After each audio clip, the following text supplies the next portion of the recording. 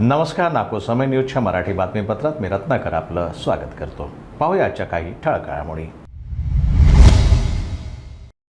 कल्याण पूर्वेतील एका नामांकित खाजगी शाळेच्या संचालकाचा अश्लील व्हिडिओ सोशल मीडियावर व्हायरल झाल्यानं खळबळ उडाली आहे। या प्रकारामुळे पालकांमध्ये तीव्र असंतोष असून पालकांनी कोळशीवाडी पोलीस ठाण्यात जाऊन तक्रार देखील दाखल केली आहे। शाळेचे संचालक सदस्य महेश गायकवाड यांनी देखील यापूर्वी तक्रारी केल्याचा खुलासा करत संबंधितांवर गुन्हे दाखल करण्याची मागणी यावेळी केली आहे।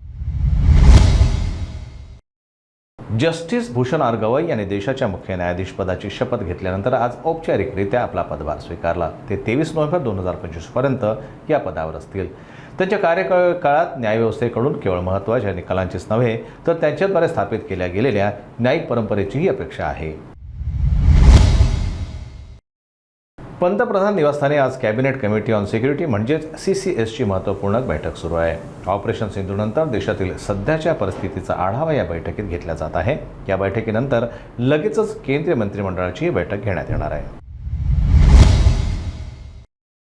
BMC निवडणुकीपूर्वी शिवसेना उद्धव बाळासाहेब ठाकरे गटाला मोठा धक्का बसला आहे। ठाकरे कुटुंबाशी जवळचा संबंध असलेले माजी आमदार विनोद घोसाळकर यांच्या सुनेनं तेजस्वी घोसाळकर यांनी शिवसेना UBTमधून राजीनामा दिला आहे। स्थानिक नेतृत्वाशी नाराजीमुळे त्यांनी हा निर्णय घेतल्याची माहिती उघड होत आहे।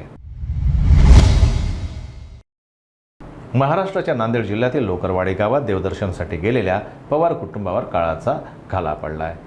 अकोला खामगाव मार्गावर त्यांच्या कारला अपघात झाला, ज्यामध्ये पवार कुटुंबातील 3 सदस्यांचा मृत्यू झाला आहे। मृतांमध्ये देवराव पवार, त्यांची पत्नी बेबीताई पवार आणि त्यांचा मुलगा निकेतन पवार यांचा समावेश आहे। हे तिघही घटनास्थळीच मृत्युमुखी पडले। अपघातात कार चालक संतोष कदम आणि 2 अन्य व्यक्ती गंभीर जखमी झाले। निकेतन पवार नुकतेच इस्रोमध्ये रुजू झाले होते आणि ते सुट्टीवर घरी आले होते। या अपघातानं संपूर्ण परिसरात शोककळा पसरली आहे। आजच्या या मराठी बातमीपत्रामध्ये इतकंच। नागपूर समय न्यूजवर बातम्यांचा प्रवाह असा सुरू राहील। पाहत रहा नागपूर समय न्यूज। नमस्कार।